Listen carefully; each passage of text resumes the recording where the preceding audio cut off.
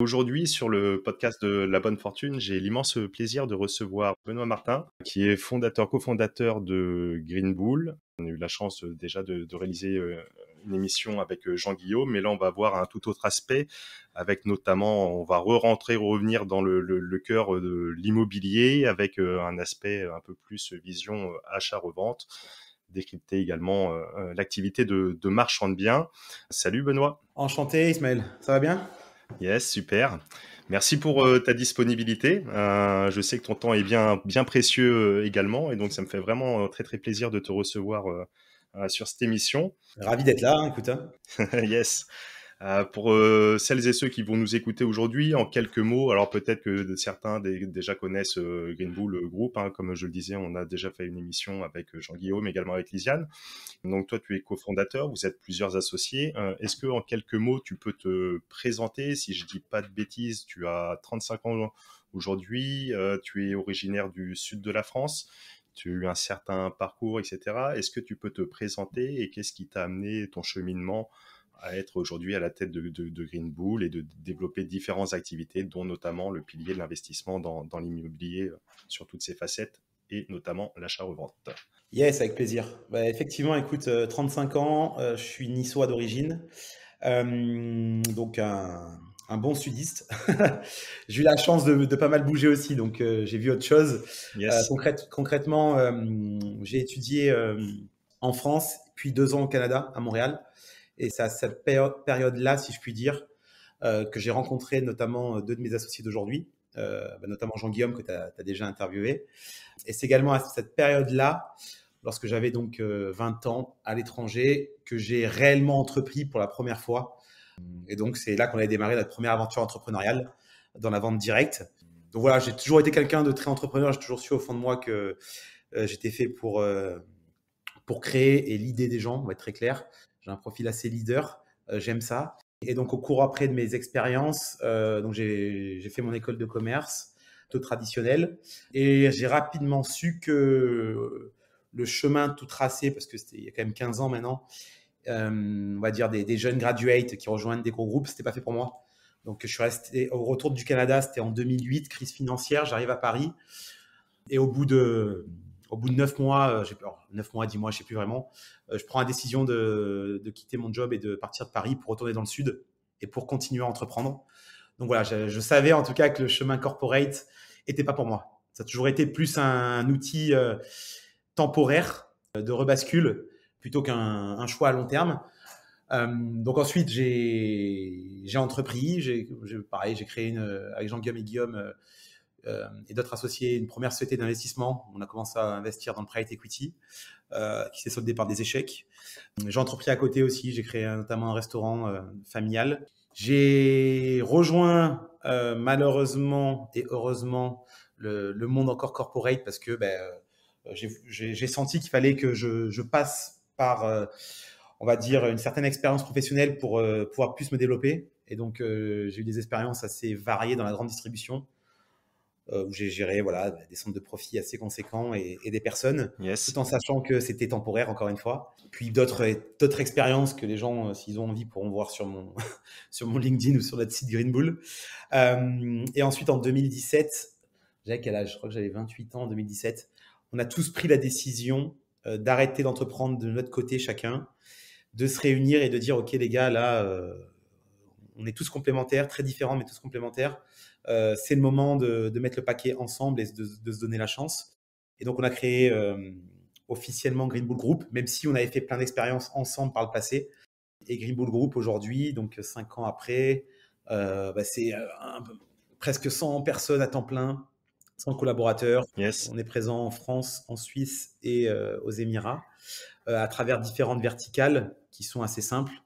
On est dans tout ce qui est éducation, tout ce qui est investissement, la santé également. Donc, qu'est-ce qu'on fait au final? Aujourd'hui, notre créneau, c'est vraiment de révolutionner les finances des particuliers. Donc, on donne aux personnes, en tout cas, de l'information vulgarisée, des produits, des services, des solutions clés à main qui leur permettent en tout cas d'améliorer leurs finances. Donc, on a différentes sociétés, une dans l'assurance notamment. Ouais, Centaure. Ouais, voilà, Centaure, où Pour le coup, on est sur une cible senior, plus de 55 ans, retraités, où on aide les particuliers à trouver une offre plus adaptée, donc à la fois en termes de prix et en termes de garantie. Donc, on est à la fois comparateur et courtier. Donc, on a de la tech et en même temps, on fait un vrai rôle d'accompagnement et de défense des intérêts de nos clients.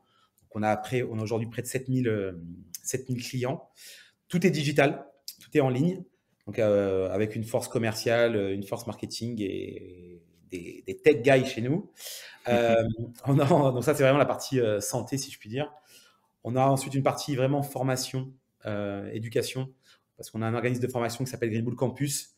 On est sur les verticales immobilier, business, finance. Donc en fait, on accompagne les gens tout simplement à investir dans l'immobilier, à également développer des activités parallèles de leur activité principale, se lancer sur le marketing digital ou prendre en main leurs finances personnelles à travers justement plein de formations pour les développer. Ce qui fait notre force, pour être très succinct, c'est à la fois la vulgarisation, mais surtout l'accompagnement derrière. Donc, on part du principe que se former, c'est super, c'est le premier pas et c'est très important. Mais si on peut leur mettre un coup de pied au cul tous les jours pour qu'ils mettent en application et qu'ils aient en tout cas des experts à disposition, c'est encore mieux. Donc, c'est vraiment notre force, c'est de les accompagner dans le temps, dans leur projet de vie, pour qu'ils osent et voilà, qu'ils n'aient pas d'excuses. Et donc, effectivement, on a commencé par l'immobilier et ensuite, on a ouvert la partie business et finance.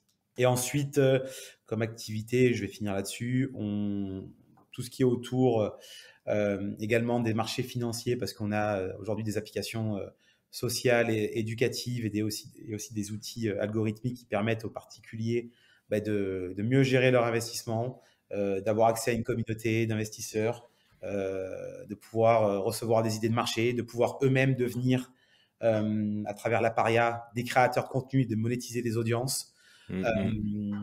Et enfin, c'est pour ça que tu avais interviewé Lisiane de mémoire, la partie My Club Deal, qui est notre club d'investisseurs, où on s'associe avec nos clients dans des deals qu'on juge qualitatifs, à haut rendement, et qui ne sont pas à la portée de monsieur, madame, tout le monde. Donc voilà, on vient permettre en tout cas à nos investisseurs de s'associer avec nous et de découvrir à la fois voilà, des deals qu'ils n'auraient pas accès tout seuls, des deals de private equity, des deals de promotion immobilière, qui sont assez uniques. Donc il n'y en a pas tous les jours. Et quand il y en a, il y a beaucoup de monde qui se mettent avec nous pour pouvoir en tout cas les financer. Donc voilà ce qu'on fait. Exactement, bah cool, super, super intéressant. On voit déjà chez toi ton parcours, cette évolution avec cette fibre, on va dire, entrepreneuriale, un background, tu sors des écoles de commerce, etc. Tu testes différents trucs et d'un moment donné, tu prends la décision, on va dire, assez radicale, mais alignée avec tes objectifs, de te focus avec tes associés, de dire, allez, là, on arrête de s'éparpiller, on y va et vous avez monté une belle chose. Juste pour revenir, ouais, l'épisode avec Club Deal, etc., c'était l'épisode 31 avec Jean-Guillaume. Pour le coup, Lisiane, c'était plus une émission sur l'état d'esprit, entreprendre au féminin, etc., comment se positionner. Et c'était tout juste avant qu'elle soit recrutée par vous-même. Elle venait de l'apprendre et elle l'annonçait en live sur l'émission, c'était rigolo. Du coup, on a bien vu tout ce que vous proposez au sein de Green Bull, ton background, etc. On va se focus un petit peu plus sur la branche immobilier et déclinaison l'achat-revente avec l'activité notamment de marchand de biens ou pas. D'ailleurs, on va voir dans quel cas ça peut être intéressant, etc. Qu'est-ce qu'on peut faire éventuellement avant de passer marchand.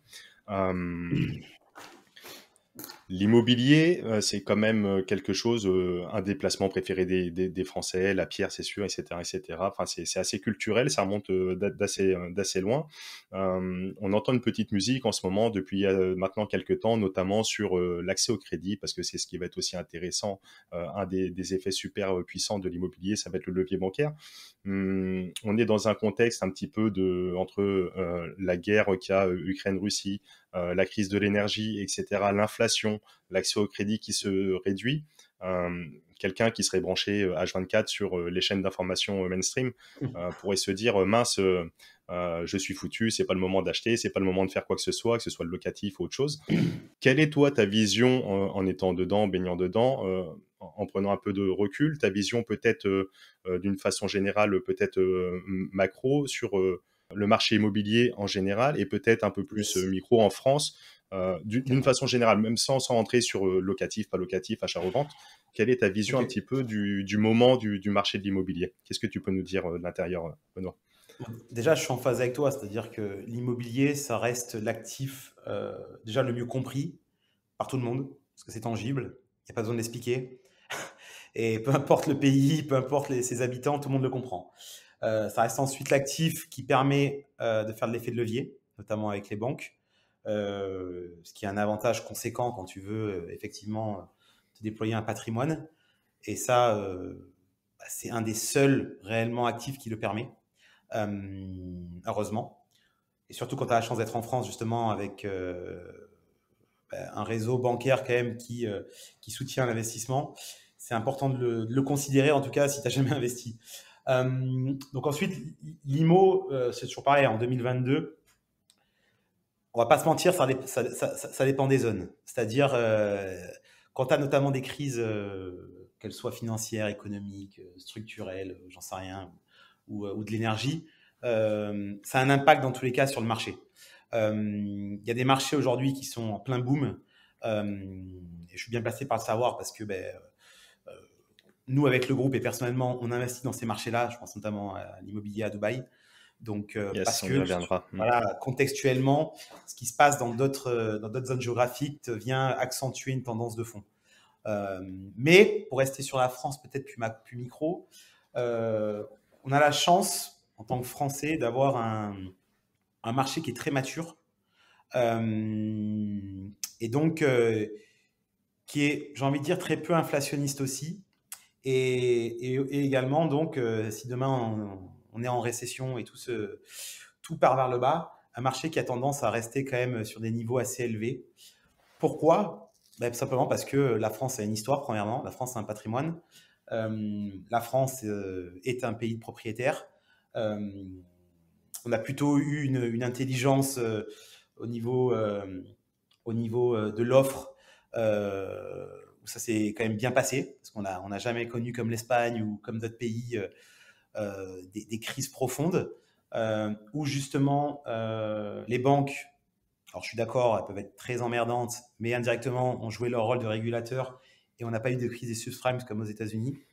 Donc, si tu veux, le marché immobilier français reste pour moi, peu importe les crises, alors bien sûr, c'est plus ou moins accentué à certains moments, mais reste pour moi un marché où il faut investir, où les investisseurs sont les bienvenus et où il y a toutes les conditions réunies pour le faire. Donc, et ça, c'est hyper important de le comprendre et d'arrêter de penser toujours au côté noir ou potentiellement à quelque chose qui ne se passera jamais. Alors, bien sûr, c'est toujours pareil, hein, qui aurait dit que l'Ukraine serait fait bombarder il y a un an et demi? Mais il y a toujours, voilà, si on pense comme ça, on ne fait plus rien. Mais ce que j'entends par là, c'est que c'est un marché qui est stable Yes. et où il y a des opportunités pour ceux qui les comprennent. C'est-à-dire qu'effectivement, il faut comprendre le marché. Mais aujourd'hui, peu importe comment les banques serrent la ceinture, tu peux t'adapter, tu peux toujours jouer des opportunités parce qu'il y a juste des règles à respecter. Et des règles à respecter, c'est tout simplement d'avoir un bon produit, d'avoir un bon produit à présenter aux banquiers, d'acheter en dessous du prix du marché, de respecter donc des ratios d'endettement et des ratios de cash flow pour continuer à investir. Et c'est toujours la même chose en fait. Et j'ai envie de te dire, si les gens, justement, dans ce marché-là, donc quand je dis les gens, j'ai envie de dire monsieur et madame tout le monde qui est plus un investisseur patrimonial et encore plus quelqu'un qui va acheter sa résidence principale parce qu'il trouve ça important psychologiquement parlant, et ça, c'est pas à juger. Ben, si ces gens-là ont du mal à investir, tant mieux pour ceux qui investissent. Tant mieux. Ouais, Donc, exactement. Il y en a pour tout le monde, il y a de la place pour tout le monde et chacun fait ses choix en conscience. Mais c'est intéressant ce que tu dis d'un point de vue de la France avec ce marché relativement stable comparé à d'autres pays. Peut-être moins inflationniste, c'est sûr, mais mieux protecteur.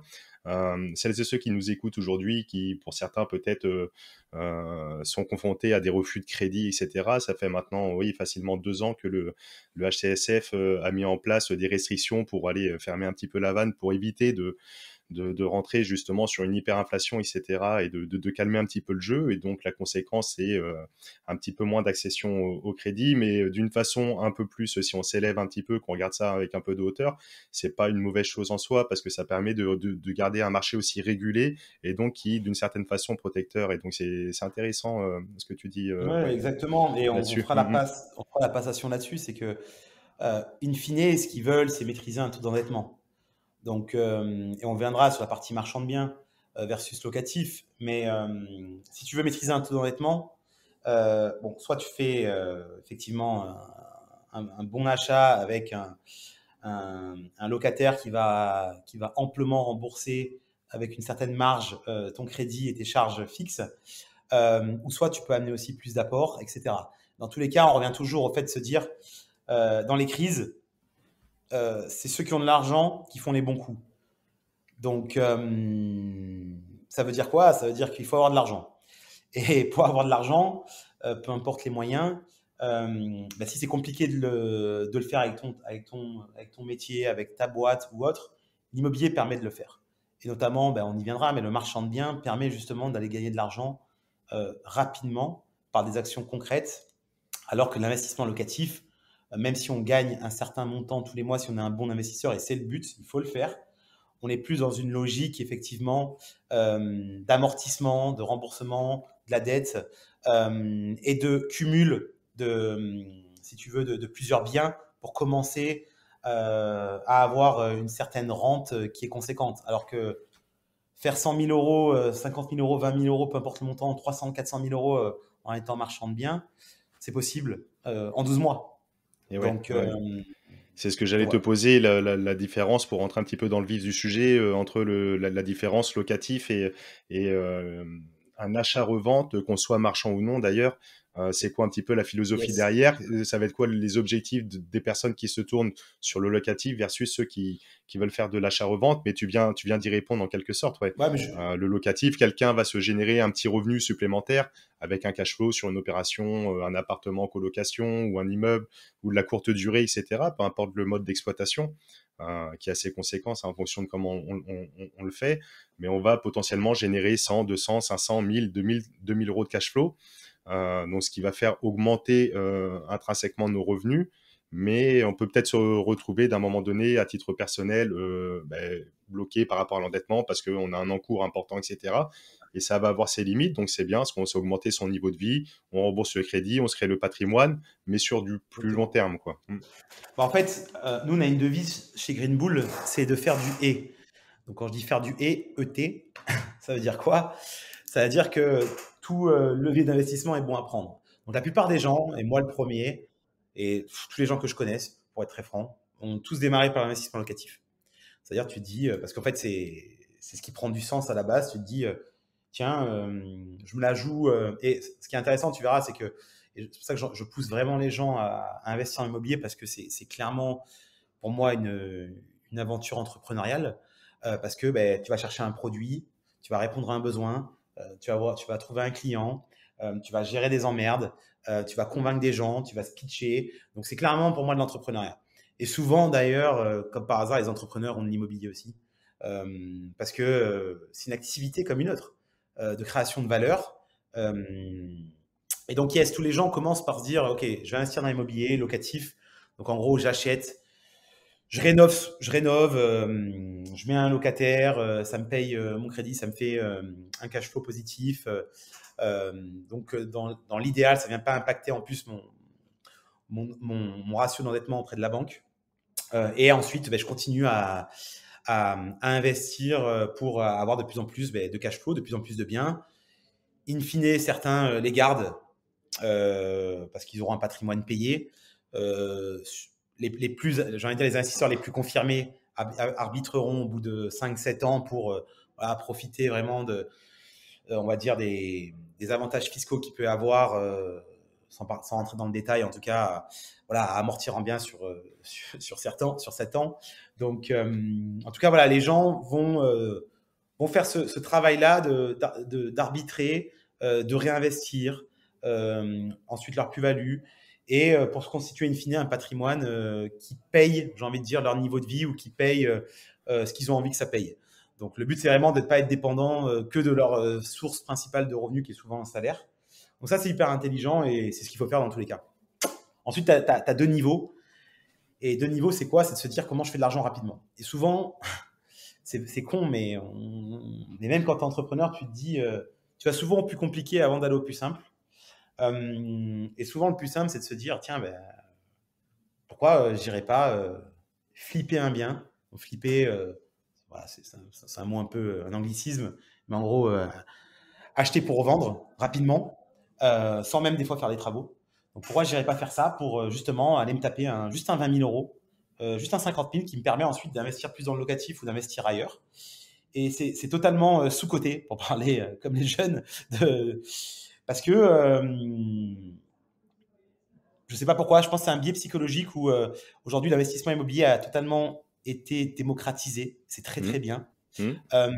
Et on réserve aujourd'hui l'achat-revente à, à des gens plus, j'ai envie de dire, plus éveillés, ou du moins, une fois qu'ils ont fait un peu leur parcours d'investisseur locatif, ben, ils se disent, tiens, là, je suis bloqué, il me faut plus de cash, donc voilà, vu que j'ai besoin d'argent, hop, je deviens un marchand de biens. Donc avant d'aller là-dedans, il y a un truc que je veux dire, c'est que, et alors c'est pas recommandable de le faire ad vitam aeternam, mais tout le monde peut acheter sa résidence principale et tout le monde peut revendre sa résidence principale. Et ouais. Et aujourd'hui, en France, c'est une des premières niches fiscales qui existent pour pas payer d'impôts sur les plus-values, que d'acheter et revendre sa résidence principale. Donc, clairement, l'État n'est pas bête et c'est très bien que si tu le fais 7 fois ou X fois en 5 ans, c'est que tu les prends un peu pour des cons et tu risques d'avoir un petit contrôle fiscal, en tout cas, et d'être qualifié donc en professionnel. Mais si tu le fais intelligemment, c'est quoi être intelligent? C'est de se dire, tiens, je suis n'importe quoi, j'ai 23 ans, je suis seul avec ma compagne, je suis seul, j'achète mon studio ou mon 2 pièces. Tiens, j'ai 25 ans, j'ai mon premier gosse, j'ai un 3 pièces. Tiens, j'ai 28 ans, j'ai 2 gosses, j'ai un 4 pièces. Tiens, là, je veux ma maison. Là, on est dans une logique d'investisseur et également dans une logique d'évolution de sa vie personnelle. Donc ça, c'est tout à fait entendable. Et ne serait-ce que pour les plus jeunes, en tout cas, si vous pouvez le faire, faites-le, parce que ça n'engage en rien vos investissements locatifs et ça vous permet vraiment de dégager de la plus-value nette. Et on sait en France, comme c'est dur d'avoir en tout cas du brut qui équivaut à du net, avec toutes les taxes au passage. Donc Exactement, ouais. honnêtement, c'est vraiment quelque chose qui est sous-coté et que je pousse à faire, c'est acheter pour vous. N'achetez pas juste pour y vivre et pour dépenser des milliers et des cents, parce que c'est pas ça. C'est ça souvent, parce que la résidence principale, souvent on se projette, bon, on est jeune, etc. C'est l'achat coup de cœur, ça me fait plaisir. Je vais être propriétaire, je vais pas payer de loyer, donc je peux me permettre de craquer, etc. un petit peu. Tu l'as dit, le terme, c'est l'achat coup de cœur. Non, il n'y a pas d'achat coup de cœur, il y a de l'investissement coup de cœur. Et Exactement. le coup de cœur, il est juste financier.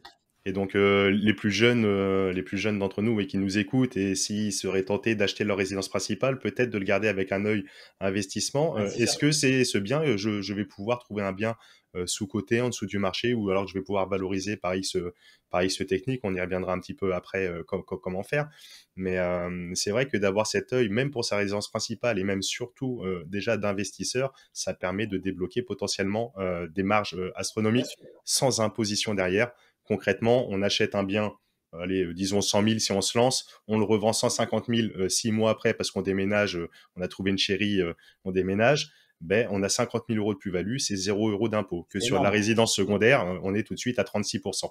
Donc, et sur un petit montant, un petit bien. Mais si on fait la chose sur des montants un peu plus importants, on achète une maison, on est en région parisienne, 500 000 euros, on la revend 800 000, ben c'est tout de suite 300 000. Enfin, après, ça dépend des échelles. Mais c'est du net, net, net. Et donc ça, c'est vrai que c'est intéressant, intelligent, et ça peut s'expliquer. Il faut l'expliquer dans tous les cas. Voilà. Encore une fois, personne n'est dupe et c'est regardé dans tous les cas par l'administration fiscale. Mais il y a clairement une opportunité et une fenêtre de tir pour le faire quelquefois et le faire en toute logique par rapport à sa situation personnelle. D'accord. Et donc ça serait pour un achat-revente, donc à titre particulier, hein, sans être professionnel, sans être marchand de biens.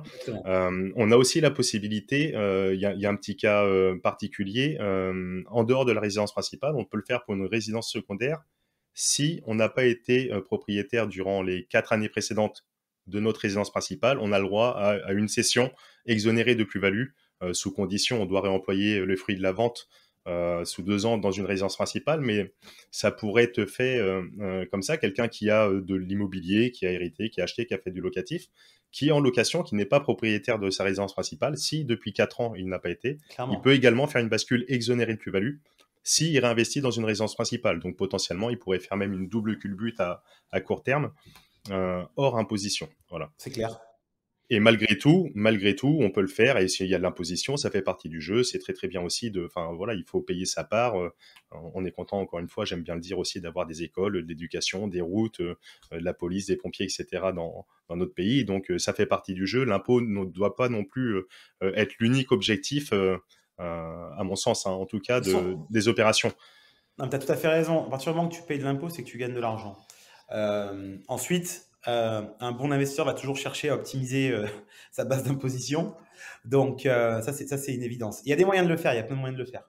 Donc, après, je pense que ce qui est important, et j'insiste vraiment dessus parce que je pense que voilà, le vrai message à passer, c'est de dire aux gens, l'immobilier aujourd'hui, c'est clairement le moyen le plus simple, le plus accessible pour faire de l'argent, clairement, avec un risque-rendement qui est calculé à l'avance, parce qu'on est dans un marché, encore une fois, qui est tangible, qui est compréhensible de tout le monde, et où en plus, une banque peut t'aider à financer ton business, quoi. Donc, voyez-le vraiment, honnêtement, comme un moyen de faire de l'argent, parce que je me dis toujours, putain, si aujourd'hui tu gagnes, peu importe, tu gagnes, disons, à deux, je dis n'importe quoi, 3 500 € net, ok. Quels sont tes moyens pour faire des revenus complémentaires? Travailler plus, ok, why not? Tu peux le faire, tu vas travailler plus, mais ça sera forcément en dehors déjà de tes horaires. Et donc, tu vas changer du temps contre de l'argent, très clairement. Tu vas peut-être entreprendre, mais pareil. Alors, je suis un full entrepreneur, mais c'est pas fait pour tout le monde et le risque est 10 fois plus élevé que l'immobilier. Tu vas peut-être investir en bourse, mais tu vas pas faire de magie, à part si tu as de la chance et tombé sur la bonne crypto sur les 7 dernières années. Ou sinon, tu vas dire, tiens, putain, je passe une demi-heure par soir, ok, dans mon lit, avec ma femme, ou sans ma femme, peu importe, avec mon chien, à identifier, à scruter le marché. Et tu sais, moi, mon premier achat immobilier, je rigole pas, je passais un quart d'heure par jour. Alors, tu vas me dire, c'est énorme au bout du compte, mais effectivement, un quart d'heure par jour pendant 6 mois à connaître mon marché. Tous les jours, je regardais le Bon Coin, tous les jours, je regardais Se Loger, tous les jours, enfin, tous les jours. Tous les mois, je me déplaçais pour aller voir comment ça se passait, etc., pour connaître le marché. Et une fois que tu connais ton marché, bah, tu achètes au bon prix. Le bon prix, c'est un prix en dessous du marché. Et ensuite, à partir de là, une fois que tu as fait ça, tu as fait le plus dur. Donc, le plus dur est d'acheter en dessous du marché. Ensuite, en fonction de ton appétence, en fonction de ton secteur, tu vas pouvoir rénover un petit peu, rénover beaucoup, rénover avec des matériaux plus premium, rénover en mode luxe, créer un concept dans ton appartement, dans ta maison, etc. Et aller adresser un persona bien particulier. Tout ça pour dire que c'est de l'entrepreneuriat. Et donc, aller chercher effectivement sur un achat-revente ou sur un investissement locatif, en tout cas, là on parle plus de achat-revente, mais directement un 20 000, 30 000 euros. Mais si tu le lis sur 12 mois, c'est combien d'heures sup en plus que tu as fait ou c'est combien d'augmentation de salaire que tu aurais dû avoir. Tu peux pas compete, excuse-moi pour l'anglicisme, tu peux pas te battre face à ça parce que le rapport temps-argent, il est presque imbattable. Ouais. Encore une fois. Parce que réellement, acheter un bien, une fois que tu connais ton marché, c'est rapide. Alors après, si tu veux faire toi les travaux, c'est un autre débat, je ne vais pas rentrer là-dedans. Mais en tout cas, après, c'est de la sous-traitance et c'est juste de trouver un personnel qui va louer ou racheter ton bien, quoi. Donc honnêtement, allez-y. Exactement, et l'achat-revente, même versus le locatif, on le disait, 300 € de cash flow supplémentaire versus 20 000, 30 000 voilà, pour prendre des petits montants dans les deux cas. Voilà, en le lissant, terminé. Tu as fait 10 ans de locatif. Tu as fait 10 ans en un an, exactement. C'est ça le sujet. Mais encore une fois, moi je suis pour du et, hein. Moi je fais tout parce que j'adore tout faire, mais je parle bien sûr que, en tout cas, on parlait plus du chemin. Pour moi, au départ, tu investis dans le locatif et si tu dois démarrer par de l'achat-revente, tu vas faire ta ta RP. Tu vas flipper ta RP. Et souvent, on va voir justement quels est les intérêts éventuellement de se professionnaliser pour le coup. Donc, quelqu'un qui aurait fait sa résidence principale une fois, deux fois, qui aurait arbitré du patrimoine, donc il se rend compte à la vente que ben, c'est là où les sommes sont quand même importantes. Hein, quand on touche à 50, 100, 200, 300 000 sur son compte du jour au lendemain, c'est quand même différent que son salaire à 2 000, 3 000, 4 000, 5 000 euros tous les mois. Ce sont des sommes différentes. Et donc là, à ce moment-là, les personnes prennent conscience et c'est peut-être de là que les marchands viennent, ceux qui ont déjà réalisé une ou deux opérations, qui n'étaient peut-être pas forcément prédestinés à, et qui se rendent compte du potentiel, comme tu le disais. Quelle serait, à ton avis, la typologie des marchands de biens, à qui ça s'adresse? Parce que quelqu'un qui fait un coup une fois, bon, c'est tout, c'est assez simple d'acheter une maison, de la revendre. Par contre, d'en faire son métier, ou de se professionnaliser, c'est plus un loisir, c'est plus un passe-temps, quoi, peut-être. Déjà, il y a deux choses. Tu peux faire marchand de biens à temps partiel. Après, c'est toi qui le choisis. Ce que je veux dire, c'est que tu n'es pas obligé que ça soit ton métier principal. C'est pas forcément ce que je conseillerais au début, sauf si tu es un passionné. Parce qu'il y en a qui sont passionnés de ça, et c'est ce qui les fait vibrer. Et là, on n'est pas dans ce débat-là. Mais en tout cas, tu peux choisir d'être marchand de biens à temps choisi. Ça, tu as le droit de le faire. Donc, tu peux dire, tiens, je le fais à temps plein, je le fais à temps choisi, c'est pas le débat. C'est juste que c'est une activité qui est professionnelle. C'est-à-dire, elle n'est pas régulée, mais elle est professionnelle. Ça veut dire que tu vas, en tant que professionnel, être responsable face à la loi de tes actes, de ce qui se passe dans ton bien. Et c'est ça la grosse différence. Donc après, moi, ce que je conseillerais, pour être très franc, c'est clairement de faire du marchand en parallèle au départ. Et justement, de le faire seul. Enfin, moi, je suis à fond pour l'association, donc je vais toujours pousser de s'associer avec d'autres personnes qui ont soit plus d'argent ou soit plus d'expérience. Souvent, on est tous dans une situation où on a la dalle, on veut le faire, et on va chercher plutôt un associé qui a plus d'argent pour nous permettre d'accélérer. Et ça, c'est vraiment ce que je conseillerais, d'aller trouver un mec qui a du pognon et de lui dire ok, moi, je suis un jeune loup ou une jeune louve, j'ai la dalle, donc on s'associe sur un projet, tu finances, je m'occupe de tout, et on split les profits. Donc, encore une fois, on est clairement dans l'entrepreneuriat à tous les niveaux. Tu vas trouver un financement qui n'est pas forcément une banque, qui peut être une tierce personne, et tu vas ensuite aller résoudre les problèmes pour que tu puisses gagner de l'argent. Donc ça, c'est vraiment ce que je conseille, en tout cas, c'est de se dire, déjà, essaie sur un projet, essaie sur 2-3 projets. Si tu es bloqué, associe-toi. Si tu manques d'expérience, vice-versa, associe-toi avec quelqu'un d'autre qui a de l'expérience. Et il y a plein de raisons de s'associer. Je veux dire, il n'y a pas que aussi l'argent ou l'expérience. Il y a, je sais pas moi, le temps, la disponibilité en termes de temps, ou la zone géographique. Tu as un super bien, tu es présent à Roubaix, j'en sais rien. Ton associé n'est pas sur place, tu as clairement quelque chose à apporter dans l'opération. Yes. Tu apportes le fait que tu sois sur place, etc. Donc ça, c'est vraiment voilà, en tout cas ma vision des choses. Donc, association ou non, on peut le faire voilà, en parallèle. En parallèle au départ, Voilà. clairement. Par contre, c'est un métier, c'est professionnel, tu disais, donc c'est pas réglementé, c'est pas régulé. Il n'y a pas besoin de diplôme, il n'y a pas besoin d'études, il n'y a pas besoin d'avoir un tampon de l'État qui valide le truc. On a simplement besoin d'avoir une société, de l'exercer en société avec un statut particulier. Exactement. En fait, encore une fois, hein, comme je disais tout à l'heure, tu as le droit de le faire, tu as le droit d'acheter des biens en nom propre ou peu importe, avec la mauvaise structure, j'ai envie de dire, de le faire, mais d'être qualifié. Ça veut dire quoi? Ça veut dire que même si ce n'est pas régulé, il y a un certain cadre. Et le cadre, il est simple. Il est de se dire aujourd'hui, être marchand de biens, ça veut dire acheter pour revendre. Donc, tu as limite une obligation de revendre derrière. Et ça, c'est important de comprendre. C'est pour ça qu'on parle d'achat-revente aussi. Parce que tu achètes dans un seul but, c'est de revendre. Forcément, donc tu achètes dans un seul but, c'est de faire du profit entre-temps. Donc, différentes façons de le faire. Hein. Soit tu achètes très très bien et tu fais rien et tu revends. Soit tu achètes bien également et tu vas peut-être découper pour créer différents lots. Soit tu vas acheter bien aussi et plutôt faire de la rénovation premium. Peut-être que tu vas te dire, tiens, j'achète un immeuble et que je vais également découper à 3000%. Enfin, tu as 10 000 façons de faire du marchand. Quoi qu'il en soit, il faut que tu revendes in fine. Et donc, quand tu vas créer une société de marchand, parce que pour le coup, tu as une société de marchand qui va avoir pour objectif d'investir dans telle propriété et avec pour objectif, donc, clairement, de se dissoudre au bout d'un certain temps. Donc, à partir de là, tu es dans les clous Et à partir de là, tu dois respecter effectivement des règles qui sont tout simplement des règles de professionnels. Ça veut dire quoi? Ça veut dire que si demain tu vends un client et tu as fait de la rénovation lourde et ton client vient t'emmerder sur, je sais pas moi, sur les fenêtres ou sur, je sais pas moi, ton plancher que tu as mal rénové, tu as une certaine responsabilité par rapport à ça. D'où la nécessité, par exemple, d'avoir des assurances, etc. Ah, clairement, oui, responsabilité civile. Tu vas avoir du dommage ouvrage en fonction de ce que tu fais. Si tu fais plus ou moins de la rénovation lourde.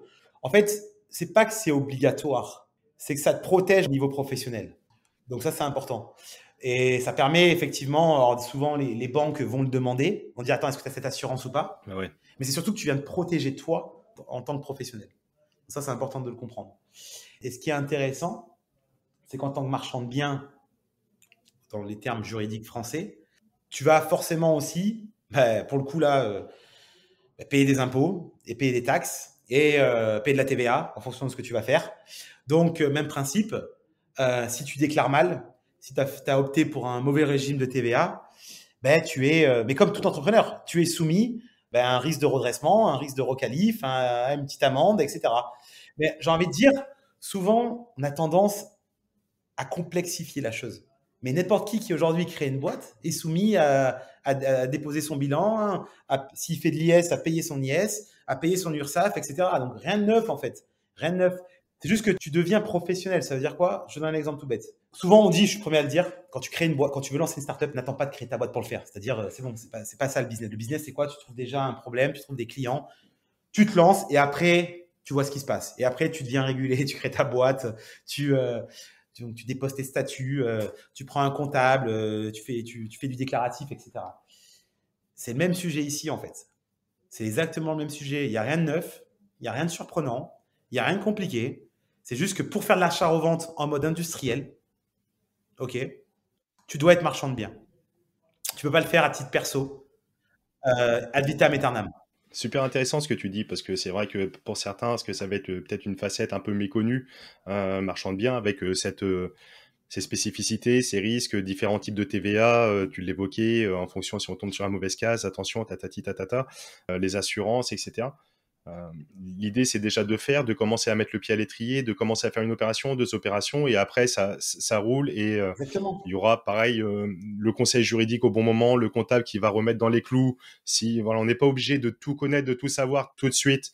C'est exactement ça, Ismaël. C'est exactement ça. On s'en fout. Non, mais c'est même pas qu'on n'est pas obligé, on s'en fout de te connaître tout de suite.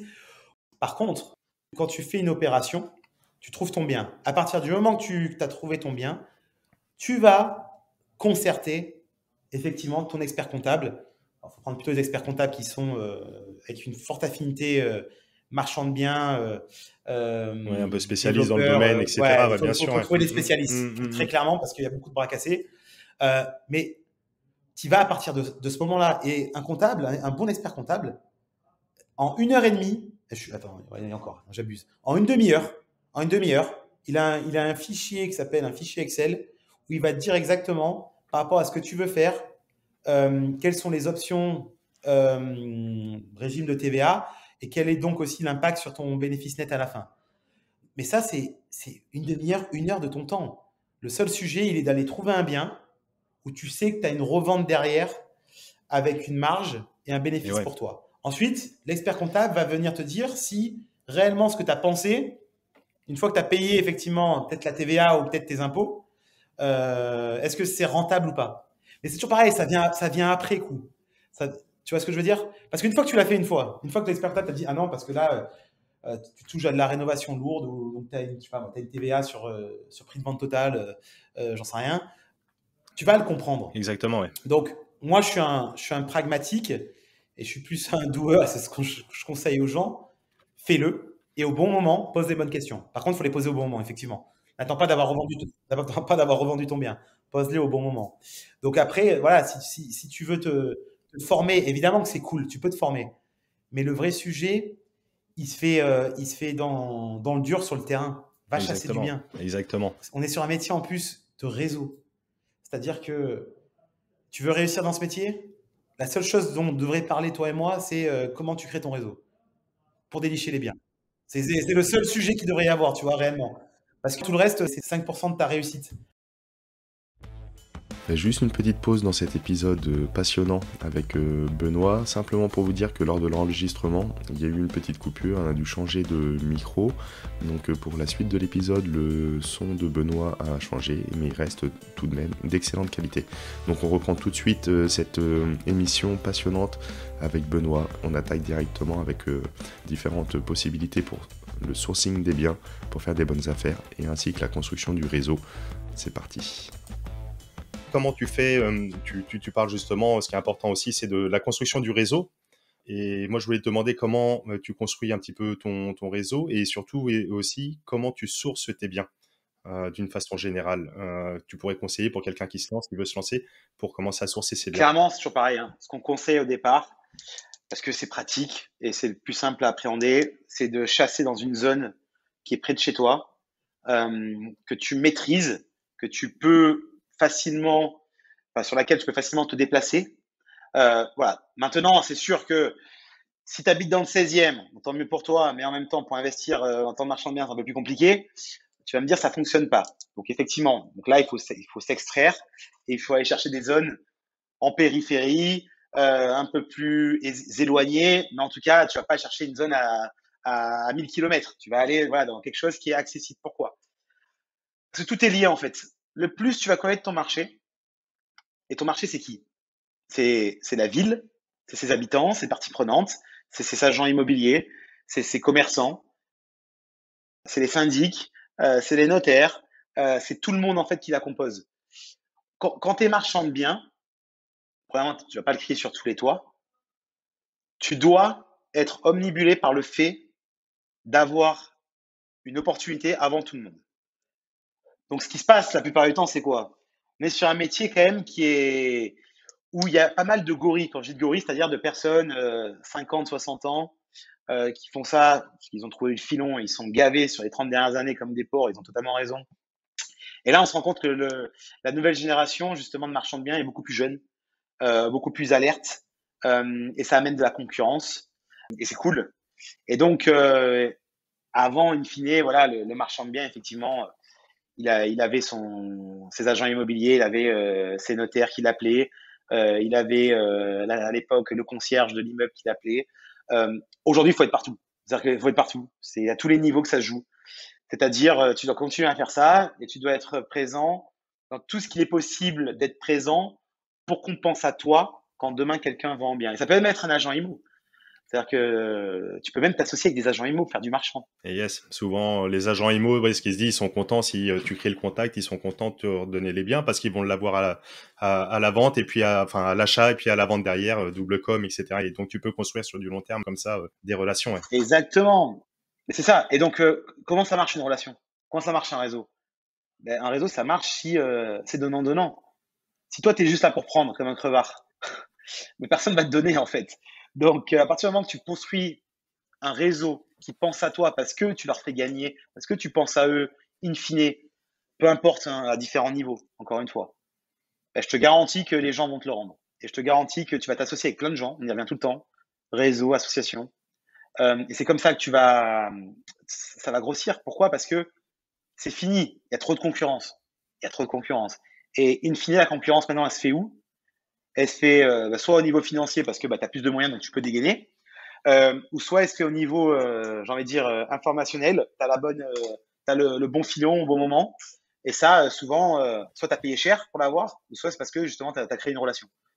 Donc, relation humaine ou relation financière, j'ai envie de te dire, c'est les deux seuls trucs qui restent si tu veux te différencier. Et c'est plus accessible et plus porteur la relation humaine parce que c'est elle c'est un vase communicant avec la relation financière derrière. Donc clairement, si je devais être à temps plein, en tout cas, ou si même je devais faire ça en parallèle, c'est coller ton marché, deviens un expert de ton marché. Tu deviens un expert de ton marché, tu commences pas à te défocus partout. Moi, ce que je conseille toujours, c'est d'aller sur des produits à marge. Pourquoi si tu fais le même travail et tu dépenses 3 heures pour gagner 10 000 euros, dépenses 3 heures pour en gagner 100 000. Ça veut dire quoi? Ça veut dire des biens peut-être plus chers. Des biens peut-être où les acheteurs vont moins négocier, avec donc des niches, le luxe. Donc ça, c'est ce que je conseille aussi. Aller sur des produits où ton rapport en argent va être plus conséquent. Donc forcément, au début, on va tous démarrer pour se rendre parce que la banque va peut-être pas suivre, on n'a pas trop de moyens sur un aller-retour d'un studio. Et ouais. Tu vois, achat-revente studio, bam, après peut-être des coupes d'un 3 pièces. Mais in fine, va sur du gros. Va sur du gros. Va rénover un truc de luxe, va sinon faire une découpe d'immeuble, va, je sais pas moi, acheter des plateaux. Euh, et tu peux voilà, acheter des plateaux dans un secteur bien identifié où tu sais qu'après l'investisseur derrière, parce que tu vas vendre à un investisseur, va pouvoir faire de la courte durée. On sent la philosophie un peu Green Bull derrière, viser haut, etc. et voir grand. Et c'est Ouais, vrai que bon, ça fait sens de ce que tu dis, un petit peu à l'image du locatif. Le travail, il va être fait tout pareil. Ça va être un sourcing, une visite, pareil. un acte, C'est pareil. un devis pour les artisans, une fois lancé les travaux, une fois visiter le chantier et une fois repasser pour la vente. Enfin, je caricature volontairement et je synthétise, mais le boulot, il est fait tout pareil. Et donc, autant Exactement. être sur des choses. Après, en effet, comme tu le dis à juste titre, pour commencer, peut-être pour se faire la main, etc., pas se brûler les ailes trop tôt. Ça, c'est humain. C'est humain parce que tu auras de toute façon, même moi, je l'ai fait. Et de le faire en fonction de ses moyens. Voilà. Et même psychologiquement, tu démarres toujours par quelque chose qui te semble accessible. C'est ça, c'est de la psychologie humaine. Mais après coup, vas-y, on s'en fout parce que souvent les gens parlent en mode ah moi j'ai fait tant d'opérations, ah moi j'ai tant d'appart. Mec, je m'en gratte combien t'as d'appart, combien d'opérations ça fait. Si en une opération j'ai fait plus que toi en 10 ans, ou si avec mes 2 appartements je génère plus de cash flow ou ma valeur patrimoniale est 10 fois plus élevée que la tienne, de quoi on parle? Est-ce qu'on compare une pomme et une pomme ou est-ce qu'on compare une pomme et j'en sais rien moi, une groseille? Donc, tu vois ce que je veux dire? Et ça c'est hyper. Donc arrêtons de comparer du nombre, du quantitatif, comparons du qualitatif. Donc fais une opération par an. Qu'est-ce qu'on s'en fout si tu vas taper 1 million? Exactement. Fais-le. Le mec à côté qui aura peut-être fait 10 opérations, il aura pas touché ça. Et le mec qui aura peut-être 20 appartements locatifs, il n'aura pas encore gagné ça. Donc c'est pour ça que c'est dur de comparer. Mais moi, ce que je dis, dans tous les cas, dans un gros gâteau, il y a forcément des grosses marges. Donc pourquoi pas attaquer un gros gâteau, pas forcément au début, encore une Et fois. plutôt se spécialiser, s'orienter en tout cas, se spécialiser, ça serait ton conseil. Donc là, en l'occurrence, toi, tu viserais plutôt le haut de gamme, le luxe, ça Clairement. élimine la concurrence, les marges sont plus grandes, c'est un peu pour tout ça. Alors, pas forcément le haut de gamme, le luxe, ça dépend de tes secteurs. Tu vois, nous, clairement, sur Dubaï, on fait du luxe parce qu'il y a une appétence de la clientèle européenne ils veulent des solutions clés en main Yes, et voilà, rénover à des standards, voilà. on va y revenir après, ouais. Mais en tout cas, se focus sur un marché et sur également une manière justement de jouer avec ton marché. C'est quoi que tu veux faire? Ok, si t'es à Nice typiquement, est-ce que tu veux juste acheter pour rénover, revendre? Ok, mais tu rénoves comment?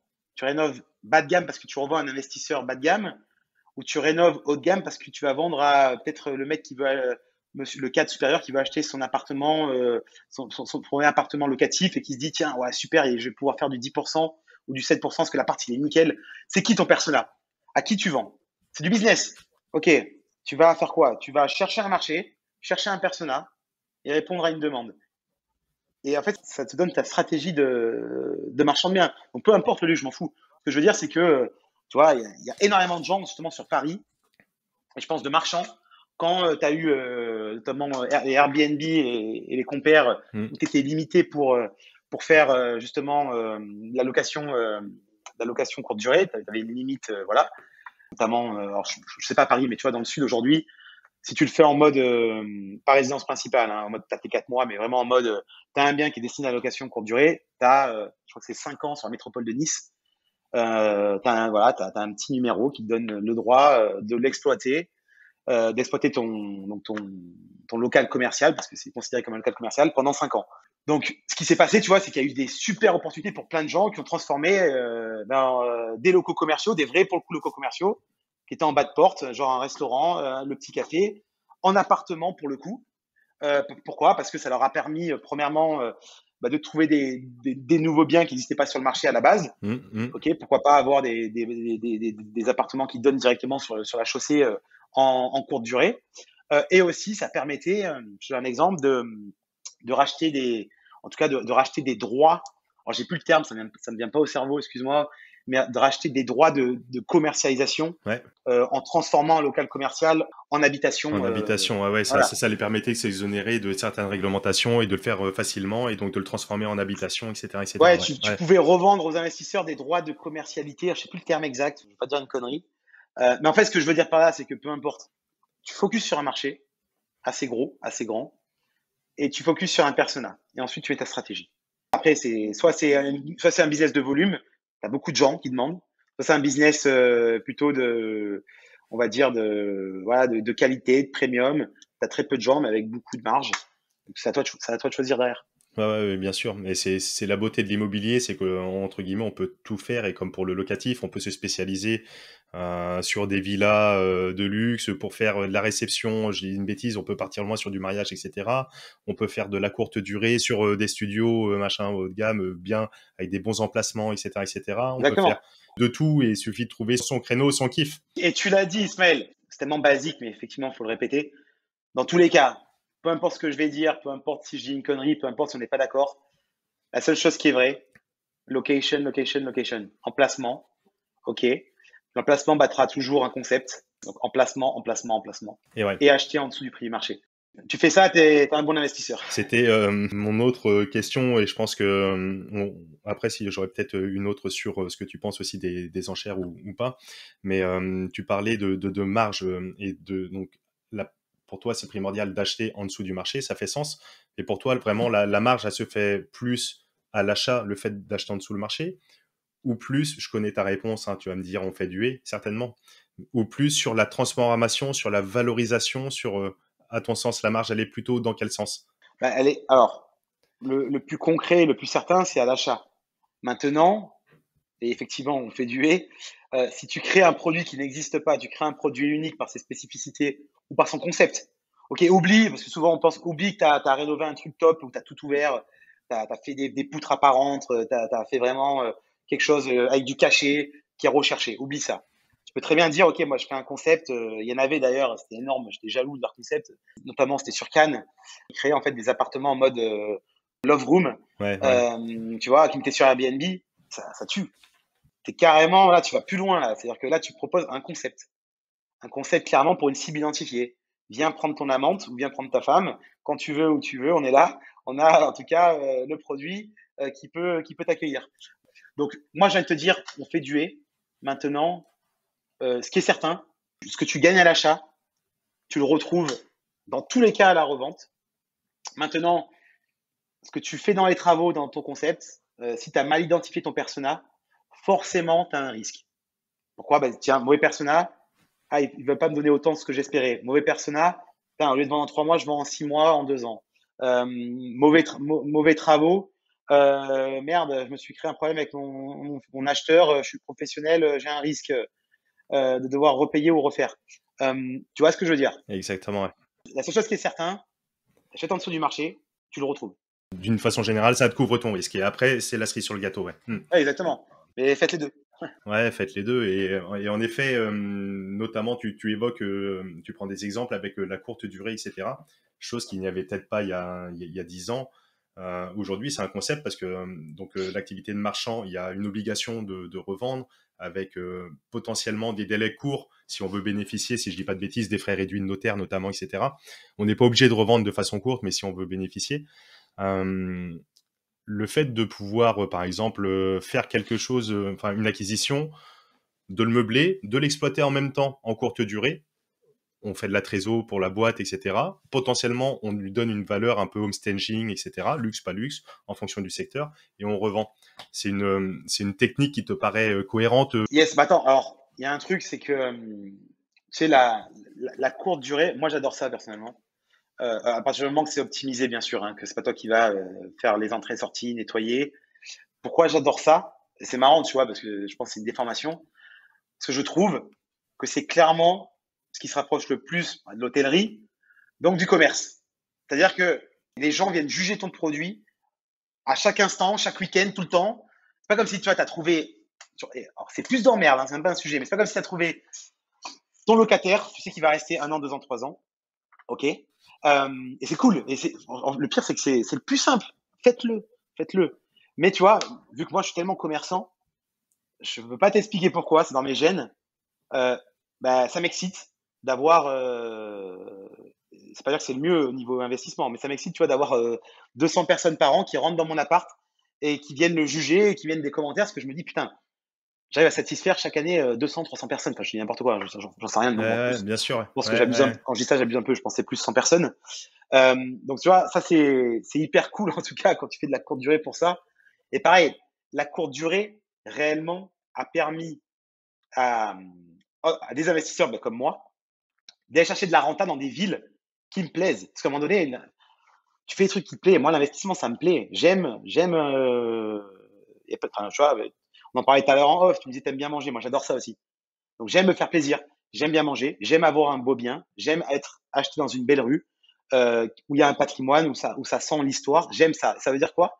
C'est que si tu aimes ce côté un peu plus patrimonial, mais que tu as quand même cette fibre investisseur, entrepreneur, à certains moments, la courte durée dans des villes comme sur les mêmes, hein, Paris, Bordeaux, Nice, Lyon aussi, enfin Cannes, toute la Côte d'Azur, a permis en fait premièrement de rénover des quartiers entiers Mm. qui étaient à l'abandon. Tu prends le vieux Nice typiquement, il y a 15 ans, c'était mal famé. La courte durée a transformé le vieux Nice. On peut dire ce qu'on veut, c'est une réalité. Encore une fois, sauf pour les hôteliers qui n'ont pas compris encore, en tout cas, je pense qu'il y en a qui l'ont compris, qui sont très intelligents, mais tu peux pas comparer de la courte durée avec de l'hôtellerie, ça n'a rien à voir. Je vais à l'hôtel et je vais dans des Airbnb, ce n'est pas pareil, c'est différent, ça n'a rien à voir. C'est deux concepts différents, deux besoins différents, donc ils sont pas comparables et pas opposables.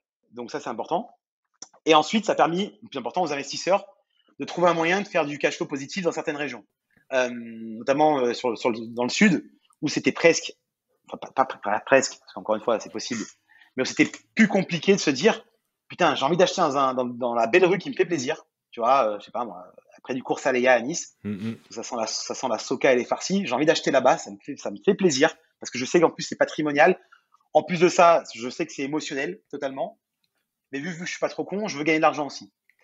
Et la courte durée a permis de faire ça, très Yes, clairement. yes, yes, yes. Donc, je sais plus c'était quoi ta Et question. sur le process, justement, ma question, yes, mais sur le process, justement, pour un marchand de biens qui va être pris sur des délais, mais potentiellement le temps je sais pas s'il a les travaux et tout, mais une fois que c'est fini, le temps du processus de vente, ça peut être intéressant aussi de mixer avec de la courte durée. Pour le temps du processus de vente, pendant un Ouais. mois, 2 mois, 3 mois, 6 mois, il y a de la trésorerie qui rentre et ça fait tourner aussi le truc Ouais, sur le bien et ça peut permettre éventuellement même de le vendre avec le business et de le valoriser aussi. ouais, et de le vendre à un investisseur clé en main. Et clé en main, Nous, si c'est du c'est ce qu'on meublé. fait. Alors, Hmm. je te donne un exemple.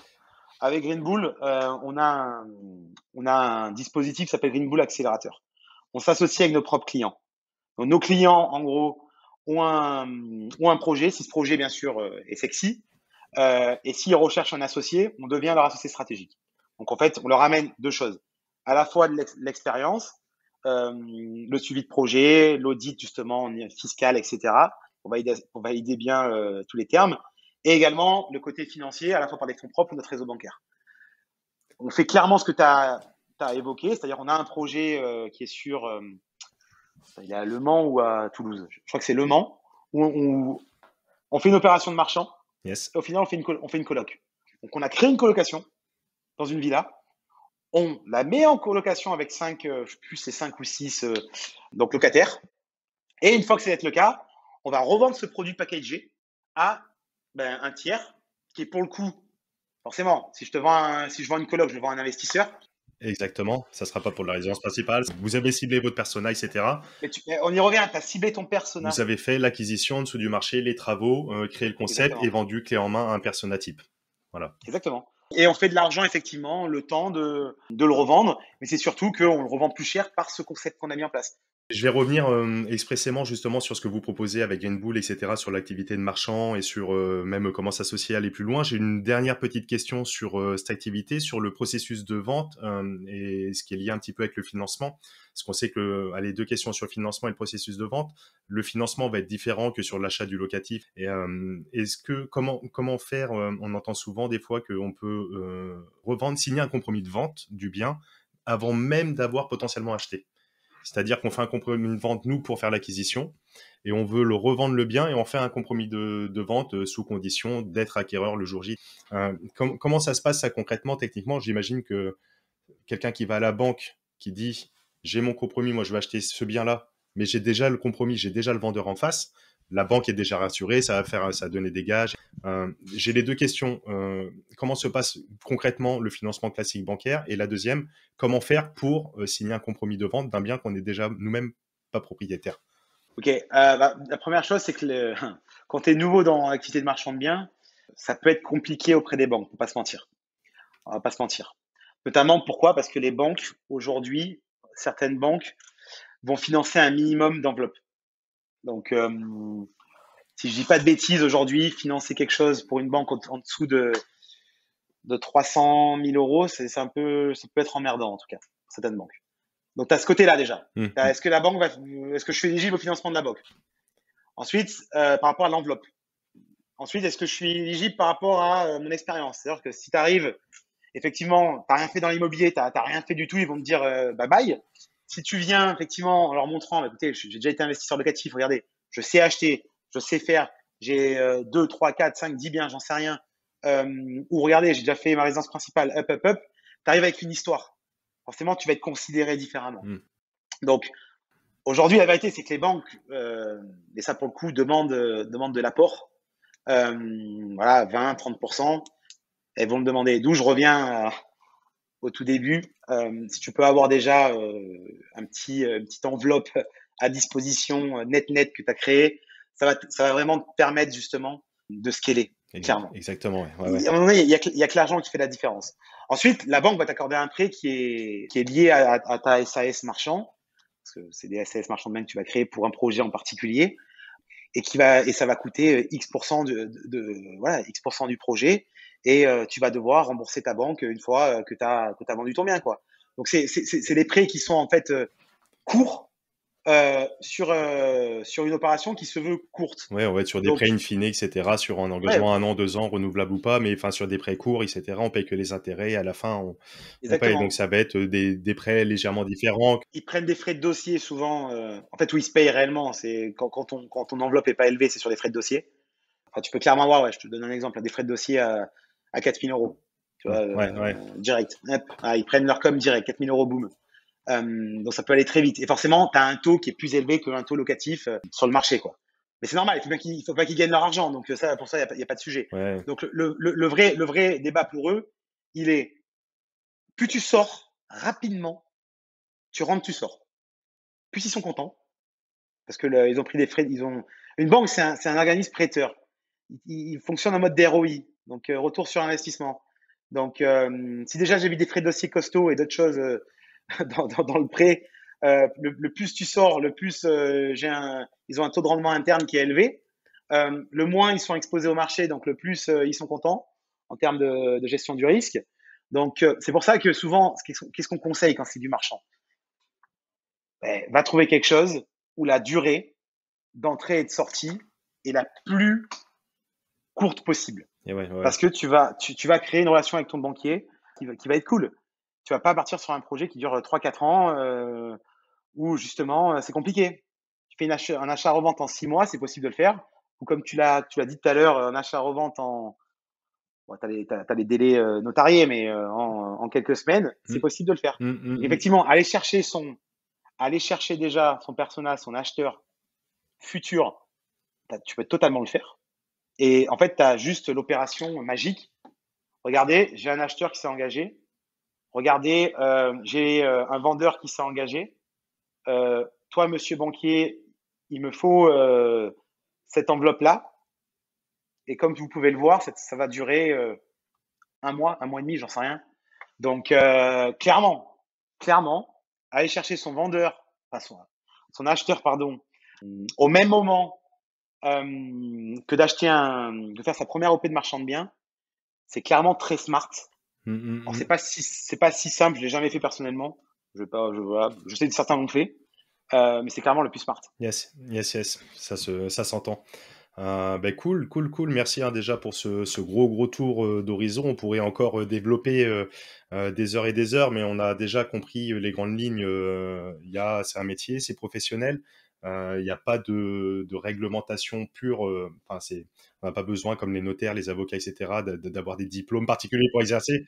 Tu l'as dit, tu n'as pas besoin d'un diplôme, tu n'as pas besoin de faire une demande, je sais pas moi, d'agrément je sais pas moi, auprès d'une confédération ou auprès d'un organisme régulateur. Bien sûr, ouais. Typiquement, tu vois, nous, dans l'assurance, on a l'ORIAS. On a une demande d'agrément ORIAS. Par contre, tu es considéré comme Un professionnel. professionnel avec des engagements et donc qui vont avec, quoi. Ouais, ouais. Et Exactement. puis c'est quand même un métier qui demande de l'engagement aussi, voilà, du temps sur le terrain, de sourcing, etc. Surtout si on le voit sur le long terme. En tout cas, ouais, ce que tu pourrais recommander, si on veut synthétiser, c'est déjà de commencer à titre personnel avec une opération, résidence principale ou non, avec l'histoire de résidence secondaire, les 4 ans, etc., hors plus-value taxée. Au pire, même avec une plus-value, mais déjà de faire un aller-retour, d'avoir du cash tout de suite et de se lancer après, une fois qu'on prend goût, qu'on a vu un peu les process, etc., d'identifier sa cible, son cœur, son persona, de travailler en amont et de se lancer et en même temps de se former, de se faire accompagner pour pas faire de bêtises le cas échéant, d'un Exactement. point de vue juridique, comptable, etc. Encore une fois, se faire accompagner, c'est 1h30. Hein. Ouais, bien sûr. Donc, Bien sûr. tu trouves ton bien, tu mets un rendez-vous avec ton comptable le lendemain. Ah ouais. Il maîtrise les différents régimes. Il faut que toi, tu sois clair sur ce que tu veux faire, c'est-à-dire de la rénovation lourde ou légère. Et à partir de là, tu as ta réponse. Ouais, bien sûr. Vous, au niveau de Green Bull, tu le disais, vous avez le côté aussi éducatif, etc. Vous proposez différentes formations, différents thèmes, et même le fait de pouvoir, soit dans un sens, investir avec vous, ou soit que vous puissiez accompagner différents marchands, comme tu le disais. Est-ce que tu peux m'en dire un petit peu plus pour celles et ceux qui souhaiteraient aller un petit peu plus loin, voir ce que vous proposez Ouais, à titre individuel? Est-ce que tu peux me parler un petit peu de l'incubateur du marchand de biens? Est-ce que tu peux me parler aussi de ce que vous êtes en train de mettre en place à Dubaï? Je sais qu'on ne va pas voir peut-être en termes de timing, ton temps est limité ce matin, mais je voudrais que tu nous dises vraiment ce que vous faites et notamment aussi vos opérations à Dubaï. Je suis curieux de voir un petit peu plus. Ouais, carrément. Non, mais on va essayer on va prendre le temps. Alors, première chose, effectivement, comme je le disais, nous, on a un organisme de formation qui s'appelle Green Bull Campus. On accompagne les gens, on vulgarise l'info. Et la vraie différenciation, elle se fait dans l'accompagnement.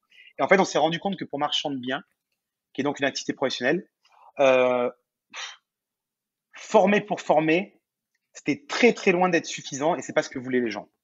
Donc en fait, on a créé l'incubateur marchand de biens Yes. qui regroupe plus d'une centaine aujourd'hui de professionnels, ok, à différents niveaux. Ils ont tous une expérience et un nombre d'opérations différentes. Et c'est quoi l'objectif? C'est premièrement, effectivement, on les forme, mais surtout, on les suit dans le temps à vie. Ça veut dire quoi? C'est-à-dire qu'on va venir auditer, s'ils le souhaitent, s'ils nous ont rejoints, c'est qu'ils le souhaitent, tous leurs projets. Et en fait, c'est pour ça que là, c'est vraiment la clé magique parce qu'on leur enlève justement ce qui les stresse, c'est-à-dire il faut que je parle à mon comptable, il faut que je parle à mon avocat, il faut que je m'assure que ce bien il soit vraiment rentable.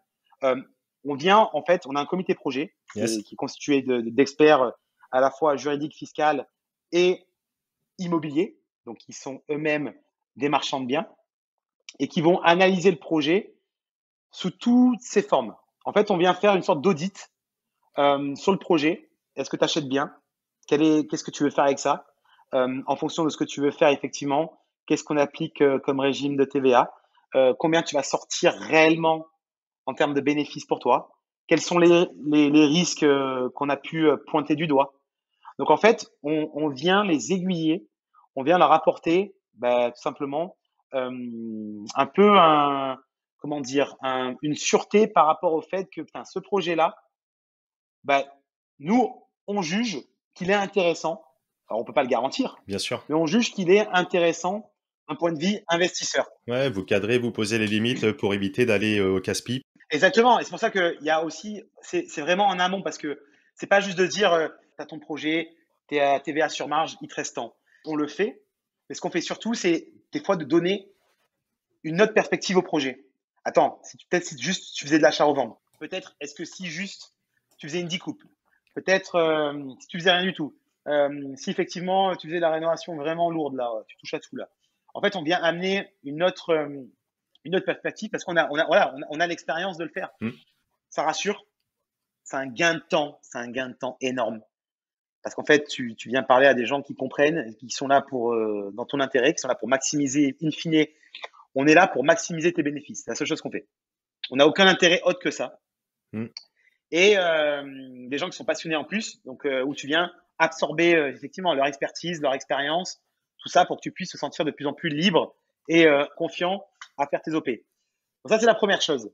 Ensuite, on est allé vraiment plus loin parce qu'on s'est dit, tiens, justement, des fois, ce qui manque aux gens, c'est l'argent ou vraiment pour les premières opérations, le côté, ok, c'est trop gros pour moi, je le sens pas, il me faut il me faut un associé. Et en fait, on a créé Green Bull Accelerator où là, encore une fois, tu peux faire auditer ton projet et tu peux demander également à ce que Green Bull devienne ton associé stratégique. Et à ce moment-là, Green Bull met ses efforts humains, financiers, son expertise tout au long de la durée de vie du projet. C'est-à-dire, on va s'associer avec toi, on va créer une SAS marchand, on va définir bien sûr notre participation et on va la financer. On va, s'il faut la financer, s'il faut pas, on va venir en fonds propres totalement. On va gérer le projet de A à Z, donc on va définir qui s'occupe de quoi, etc. Jusqu'à la sortie en fait. Et ça c'est cool parce qu'en fait on veut montrer l'exemple. Et réellement le but c'est de dire aussi les gars, on est là si vous avez besoin de nous, mais réellement il y a également des dizaines de mecs qui sont là dans l'incubateur et ailleurs et qui sont prêts à s'associer avec vous aussi. Mais c'est la démarche si tu veux. La démarche est hyper importante parce qu'en fait il y a zéro excuse. Il y a zéro excuse derrière. C'est-à-dire, on te permet de tout faire. Tu veux quoi? T'as pas l'argent? On est là. On a l'argent. T'as peur? Pas de problème. On va te donner un coup de main. On va être présent. Qu'est-ce que tu veux? Tu veux pas nous? On n'est pas beau, Green Bull? Pas de problème. On peut te donner le contact d'un autre gars dans Green Bull Accélérateur qui peut, parce qu'il habite à côté de chez toi, qui peut s'en occuper aussi. En fait, c'est pour ça qu'on parle d'accélérateur. Parce qu'en fait, pour quelqu'un qui a la dalle, je suis en train de te dire, mais gars, je vais accélérer tes finances comme jamais. Tu as juste besoin de te focus. Encore une fois, trouve un bien, propose un projet, on s'occupe du reste. Yes, donc la partie formation, la partie audit, cadre, etc. Et la partie éventuellement accompagnement réel dans le projet, s'associer, Totalement. prise de participation, voilà. Et en plus, donc cette communauté pour trouver des associations entre marchands qui font partie de l'incubateur, etc., etc. Si j'ai bien résumé. C'est exactement ça. Et notre objectif, c'est de devenir le premier incubateur de France. Au top. Et là, on accélère fortement. Et on veut juste des gens qui veulent, qui viennent révolutionner leurs finances et qui veulent se surpasser, qui veulent créer derrière un réseau. J'y reviens, un réseau de marchands en toute la France.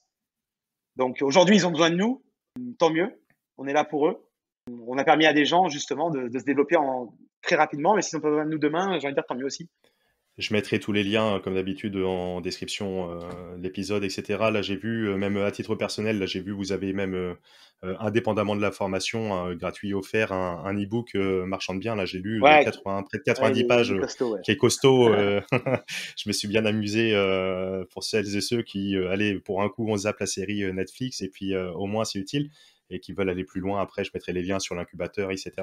Et un dernier petit point également sur ce que vous faites, parce que donc là, on parle de marchand, d'achat-revente, etc. pour plus un particulier qui voudrait se professionnaliser avec ou pas de l'association. Yes. On a bien vu ton état d'esprit, mais vous êtes sur des opérations pareilles, hein, mais sur des niveaux peut-être potentiellement un petit peu plus costauds, un peu plus avancés, notamment à Dubaï, en France, etc., mais aussi à Dubaï. Et vous avez notamment le club, excuse-moi, j'ai plus le nom, Invest Dubaï ou la marque Invest Dubaï, c'est ça. Voilà, Invest Dubaï, c'est bien ça. Qu'est-ce que vous êtes en train de faire en ce moment? Donc des villas de luxe, achat, rénovation, revente. Tu peux nous en dire un petit peu plus comment ça fonctionne? Ouais, carrément. C'est toujours pareil. On fait là où on est, c'est-à-dire que on s'associe avec nos clients qui sont en France pour le marché français et ceux qui nous amènent des projets. Et sur Dubaï, c'est l'inverse, c'est nous qui amenons tout. Donc ça veut dire quoi?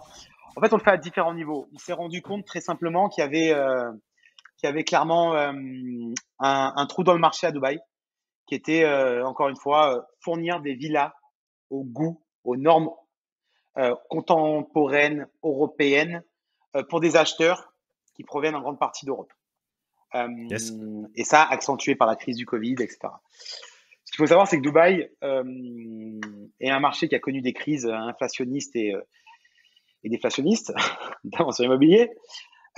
Mais ce qui est intéressant, c'est que c'est un marché où on a appris des erreurs, notamment sur l'offre, c'est-à-dire pas trop faire de maisons d'un coup, pas trop d'unités d'un coup, et qui s'est vraiment structuré, qui est vraiment devenu mature sur les dernières années. Le Covid a permis une seule chose, de toucher le point bas. Yes. Donc il y a eu une accentuation d'un point bas, comme si je te poussais dans les marches et que tu tombais sur un trampoline parce que tu avais touché ton point bas. Yes.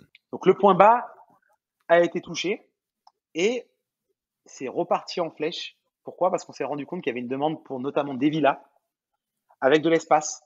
Qui dit Covid dit je veux travailler de chez moi, je veux avoir l'espace pour travailler de chez moi. Et comme alors ça c'est global à tout le marché et encore plus sur le luxe. Donc qu'est-ce qu'on a fait? Faut pareil, location. Donc premièrement, tu regardes la location, enfin l'emplacement, pardon. Et donc on a mis en fait toute notre énergie sur une communauté qui s'appelle Jumeirah Island, qui est une communauté très privée avec plus de 60% d'eau. Il y a des lacs partout. Il y a 16 villas par cluster. Okay. Très demandé, très bien placé, avec des plots, donc comment tu dis en français, des plots, j'ai pas le mot français, excuse-moi. Des îlots, des. Ouais, le plot, c'est vraiment le terrain, avec des terrains, voilà, avec des terrains plutôt grands par rapport aujourd'hui à ce qu'il fait à Dubaï, parce que c'est des choses qui ont été faites il y a 15 ans, avec des maisons et une superficie plutôt élevée. Donc en fait, pourquoi? Parce qu'au départ, c'est pareil, quand tu développes une ville, bah, tu fais des choses, des terrains et des jardins et des mètres carrés plutôt conséquents. Et au fur et à mesure, tu réduis de plus en plus petit. Tu vois, c'est comme en France, le T2, il devient de plus en plus petit au fur et à mesure des années, quoi. Donc, et ça, ça amène vraiment un avantage comparatif énorme. Et donc, on a commencé par nous-mêmes, pour être très transparent, à investir personnellement.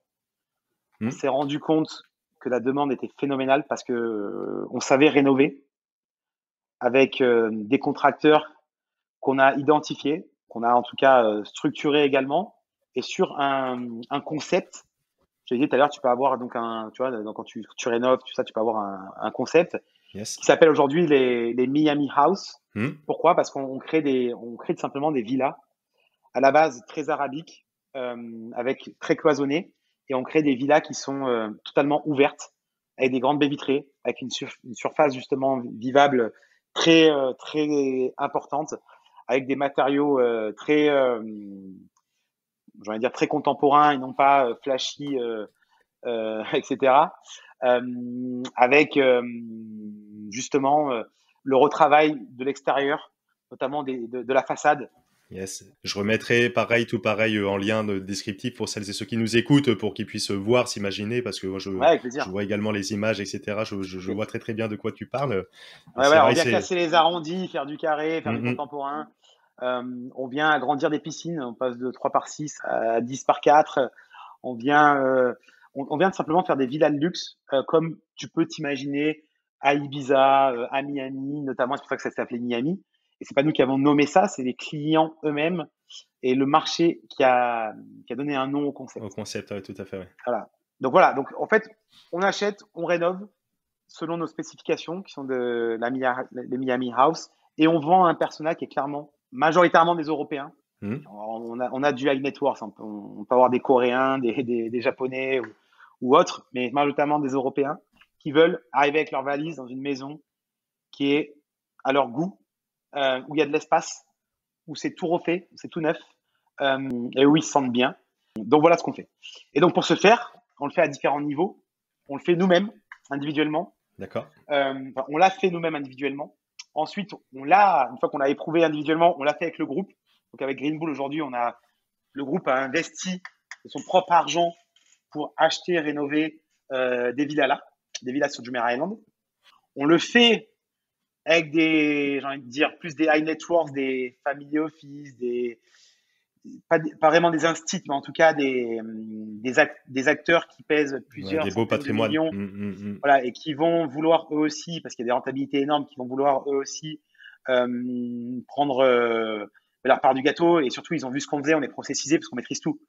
On achète, on rénove, on revend, on maîtrise tout. Yes. Et enfin, on a créé donc effectivement la marque Invest Dubaï. Pourquoi? Parce qu'on voulait permettre, comme d'hab, à nos clients, à notre communauté, d'avoir accès à des deals à haut rendement, notamment sur des deals marchands de biens d'achat-revente. Et en fait, on a une plateforme de crowdfunding qui est régulée par le GFC à Dubaï. C'est comme si je te disais, tu es régulé par l'AMF. Yes. Qui permet à tout particulier dans le monde entier de mettre à partir de 100 euros un ticket et de détenir une partie de la propriété. Donc en fait, concrètement, tu viens détenir une partie, une part de la société qui détient la propriété. Ok. Et tu es clairement actionnaire. C'est ce qu'on appelle de l'immobilier fractionné. Tu détiens une part de l'immobilier, in fine. Et le gros avantage, c'est qu'on leur permet donc de venir se positionner sur de l'achat-revente de luxe à Dubaï. On fait également ce qu'on appelle du hold, donc du locatif, en mode quand tu viens pendant 5-7 ans et tu vas avoir un rendement entre 8 et 10% annuel, en tout cas sur un bien locatif. Okay. Mais notre force, très clairement, et là où on pousse, c'est sur l'achat-revente, le flip, comme on l'appelle, de villas de luxe à Jumeirah Island. Okay. Et aujourd'hui, on a fait notre première opération avec nos clients sur c'était la Miami House 8, numéro 8. Yes. Et on a levé donc à peu près plus de 15 millions d'AED. Alors, si tu le divises en euros, parce que les taux de change varient, mais on doit être sûrement à 4 millions d'euros. Je sais pas, j'ai pas révisé mes fiches là pour le coup. Voilà. Donc on a levé 4 millions d'euros avec notre communauté pour, pour un premier flic, pour un rendement attendu de plus de 15% annuel, quoi. Et où les gens font rien. Ah ouais. Et sur un flip en combien de temps, grosso modo? 6 mois, 1 an? Nous, le but, c'est de partir sur du 12 mois max. Ouais. Voilà, c'est ce qu'on veut le faire. L'objectif est 1 an. Voilà. Entre 9 à 12 mois. Ok, ouais. Ok. Donc là, à partir de une centaine d'euros, la personne peut se positionner, donc l'immobilier fractionné, donc indirect, donc prend les parts de la société qui, elle, va faire le flip, l'acquisition, qui détient le bien, qui fait le tout. Vous revendez et donc l'objectif est de 15% sur 1 an. Yes, on va aller chercher plus que 15%, mais l'objectif annoncé est de 15%. On peut vraiment aller chercher beaucoup plus haut, notamment si on réduit les temps d'opération et si on a des opportunités intéressantes. Mais encore une fois, qui peut plus, peut le moins. Donc partons sur ce 15%. C'est sécuritaire, etc. dans l'affichage, sécuritaire avec des objectifs supérieurs, ambitieux, bien sûr. Ok, cool. Et donc tout ça sur Invest Dubaï, sur le site Green Bull, vous avez une plateforme. Ouais, tu mets investdubai.com et tu vas tomber sur notre site. Voilà. Donc c'est cool. Impeccable, je mettrai tous les liens en commentaire. Donc toujours pareil, Green Bull, cette belle société qui a une vision 360, que ce soit l'immobilier, que ce soit la prise de participation, que ce soit l'achat-revente, que ce soit de l'equity. On fait plein de choses. Top. Je ne sais pas si tu veux rajouter quelque chose par rapport à ce que vous proposez, ce qui peut être adapté par rapport à cette émission d'achat-revente, de marchand de biens. Moi, ce que j'ai à dire, c'est assez simple. C'est important en fait d'être ouvert, de regarder ce qui se passe. Et il y a plein de choses, en tout cas, qu'aujourd'hui, n'importe qui de chez lui, avec un ordinateur, peut faire. Donc, bien évidemment, va profiter de le fait de lever en France, va faire du locatif, va profiter de ta ville, de ton réseau pour faire du marchand de biens. Mais ouvre-toi aussi l'esprit quand je te propose à Dubaï un 15% où tu n'as rien à faire. Ce que je veux dire par là, c'est qu'il n'y a pas de meilleur, de mieux. Il y a, encore une fois, de comment je maximise à la fois mon cash et comment je maximise mon temps et également comment je diversifie mon risque. Donc, tiens, je vais mettre une poche ici, une poche là. Bien sûr, il y a des moments où il faut être beaucoup plus investi sur un endroit. Nous, le groupe, aujourd'hui, on est très investi à Dubaï sur les 3 prochaines années. Je vais jamais te dire qu'à 10 ans, ce sera le cas, j'en sais rien. Yes. À 3 ans, c'est certain. Yes. Tu vois, soyez entrepreneur, adaptez-vous. Soyez ouvert d'esprit parce que c'est comme ça que tu fais de l'argent aujourd'hui, c'est en trouvant des opportunités. Donc, être opportuniste, c'est bien. Faut pas être toutes les 4 matins. Donc, c'est pour ça qu'on parle beaucoup de après coup. Mais en tout cas, quand on démarrez tranquillement. Yes. Démarrez tranquillement et après, vous allez vous affûter. Excellent. Pour rester un petit peu sur cette philosophie, est-ce que toi, à titre perso, tu as une petite citation, un petit mantra que tu aimes te répéter ou tu pourrais partager d'une façon générale, que ce soit sur l'investissement, l'entrepreneuriat, une philosophie de vie? Qu'est-ce que tu pourrais partager aux auditeurs qui nous écoutent aujourd'hui? Je pense que réellement, tous les gens aujourd'hui qui réussissent, peu importe ce qu'ils font, ils ont toujours la même caractéristique. C'est des gens qui sont dans l'action. Donc, soyez dans l'action, découvrez en faisant. Bien évidemment, formez-vous si le soir vous avez du temps à y consacrer ou le week-end à y consacrer, notamment quand vous n'avez pas d'enfants. Mais ce que je veux dire, c'est que dans tous les cas, rien ne remplace l'action. Jamais, jamais, jamais. Bien évidemment, si vous arrivez à faire l'action et vous former en même temps, vous avez le combo gagnant parce que vous êtes de plus en plus intelligent, de plus en plus, quand je parle d'intelligent, enfin, vous avez de plus en plus de connaissances. Donc, vous faites le moins d'erreurs possible. Donc, vous gagnez du temps à pas faire ces erreurs-là. Donc, ça, c'est le meilleur combo. Yes. Comme j'ai dit tout du long, faites du et. Continuez à vous former et mettez-vous en action. Faire que de la formation, ça sert à rien. Yes. Faire que de l'action, c'est bien. Vous allez perdre du temps et vous allez faire des grosses erreurs. Si vous faites les deux, le fameux combo des deux, vous avez un ordinateur, vous avez un téléphone, vous pouvez écouter des podcasts dans votre voiture le matin, un quart d'heure par jour. Mais un quart d'heure par jour sur un mois, c'est énorme. C'est énorme. Et ben, mon dernier conseil, c'est simplement d'écouter ceux qui l'ont fait et pas d'écouter ceux qui l'ont pas fait. Donc, voilà, écoutez ceux qui le font réellement. Très bon conseil, parce que c'est vrai qu'on peut, à l'heure du digital, entendre un petit peu de tout et de rien, un petit peu à droite à gauche, et d'avoir différentes sous-informations. Donc, c'est la beauté d'Internet, parce que on peut se former gratuitement ou pour quelques dizaines d'euros, etc., assez facilement. Mais on peut trouver de tout à boire à manger. Donc, c'est toujours pareil de faire le tri de ça et de se former auprès de ceux qui font. C'est toujours plus intéressant. On a tous ceux qui sont salariés, le mec à la machine à café qui a toujours un avis sur tout mais qui a jamais rien fait. C'est typiquement la personne qu'il faut pas écouter, mais plutôt d'aller voir les professionnels qui sont déjà passés avant pour aller voir tout ça. Super. Exactement. Juste pour finir, je pense, Ismaël, parce que c'était la question au début. Non, l'immobilier, selon moi, ne va pas s'effondrer en France, loin de là. Et oui, si tu n'investis pas dès maintenant, la seule chose que tu vas faire, c'est perdre du temps. Donc, il n'y a pas de bon moment pour investir en France, selon moi. Encore une fois, je parle de la France. C'est toujours le bon moment, entre guillemets. Ouais. Jusqu'à aujourd'hui, ça a toujours été le bon moment. Ouais. Que quelqu'un vienne prouver l'inverse. Yes. J'attends. Excellent. Est-ce que tu aurais des ressources, donc on a bien compris, la formation, etc., juste peut-être un livre ou deux, que ce soit sur l'investissement, sur l'immobilier, sur l'entrepreneuriat, sur philosophique, ce que tu veux? Alors moi, c'est vrai que je suis très macro parce que j'écoute beaucoup de choses, mais vraiment macro. Moi, ce qui m'intéresse, alors j'ai pas vraiment de référence pour être très franc avec toi. J'écoute beaucoup en fait des façons de penser, notamment venues des États-Unis. Donc quand j'écoute des podcasts, en fait, ouais, je vais souvent écouter, pour être très franc, ce que j'écoute moi, des entrepreneurs qui ont réussi et qui expliquent comment ils ont réussi. Yes. Et j'en écoute beaucoup différemment parce que ça me permet de comprendre leur philosophie, leur manière de penser. Ça veut pas dire que tu vas copier, ça veut juste dire que ça te donne certaines clés et dans des situations, tu vas pouvoir les mettre en application. Donc moi, je consomme beaucoup différentes choses parce que je pars du principe que rien n'est universel et ce qui a marché quelque part ne marchera pas forcément chez toi. Donc ça, je fais très attention à. Je suis pas de ceux qui disent lis un livre et applique. Je trouve que c'est la plus grosse connerie parce que ce qui a marché peut-être chez Netflix ne va pas marcher dans ta boîte. Et notamment aujourd'hui, 2 ans dans le business, 3 ans dans le business, c'est une décennie il y a 10 ans en arrière. Donc je suis plus de ceux qui écoutent beaucoup de ce qui marche aujourd'hui, beaucoup de choses différentes et ce qui marchait hier aussi. Et ça me donne ma bonne idée. Donc c'est vrai que je prends beaucoup de contenu différents pour être très franc. Yes. Je suis pas un extrémiste là-dessus. Et je pars du principe que personne n'a raison, personne n'a tort et tout est contextuel aussi. Donc j'aime pas trop les donneurs de leçons. Je pense que ça sert à rien d'en avoir. Moi, ce que je vous conseillerais, c'est vraiment écouter. Tu vois, moi, je suis de ceux. Effectivement, moi, je suis un fan des podcasts pour être très franc, parce que j'ai pas le temps ou pour pas trouver d'excuses, j'ai pas envie de prendre le temps d'aller lire un livre. Ça peut vraiment m'emmerder pour être très franc, parce que Yes. je lis des livres que quand je suis en vacances, c'est-à-dire très peu de fois par an, sur une plage. Je suis très bien. J'adore lire un livre à ce moment-là.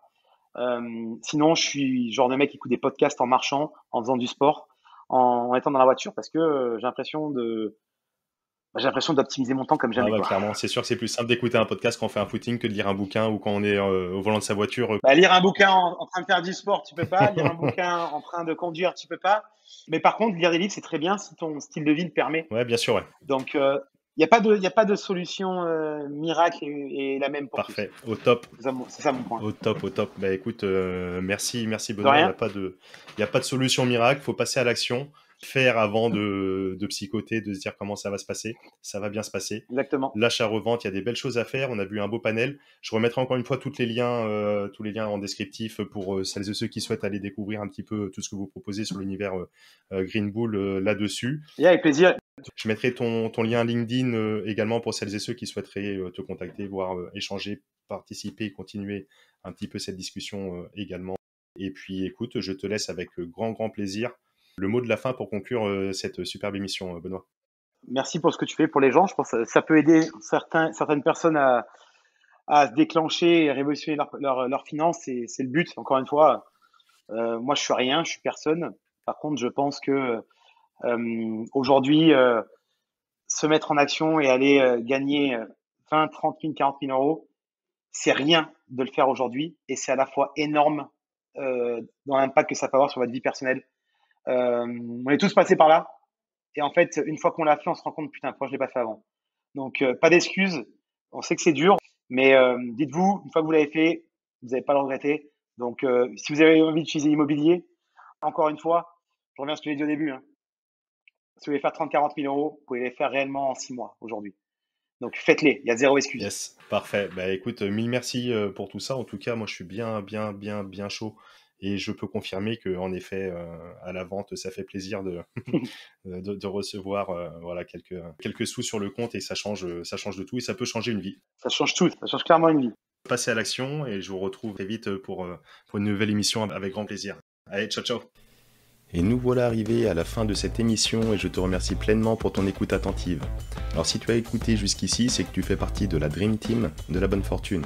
Et vous êtes de plus en plus nombreux à nous suivre chaque semaine, alors encore merci du fond du cœur. Alors si tu apprécies le podcast de la bonne fortune, je le répète à chaque fois pour les nouveaux abonnés, c'est très simple, il y a 2 belles façons de me le témoigner. La première, c'est de prendre quelques secondes pour laisser un avis 5 étoiles sur la plateforme de ton choix et notamment Apple Podcast, car tu le sais, c'est ce qui aide pour le référencement de l'émission. Et la deuxième façon, c'est de le partager à tes proches, à tes amis autour de toi. Je suis sûr que tu connais 2 ou 3 personnes qui seront intéressées par ce contenu. Et comme on le sait, la distance entre les rêves et la réalité s'appelle l'action. Moi, je te retrouve très vite pour un nouvel épisode de La Bonne Fortune. Ciao.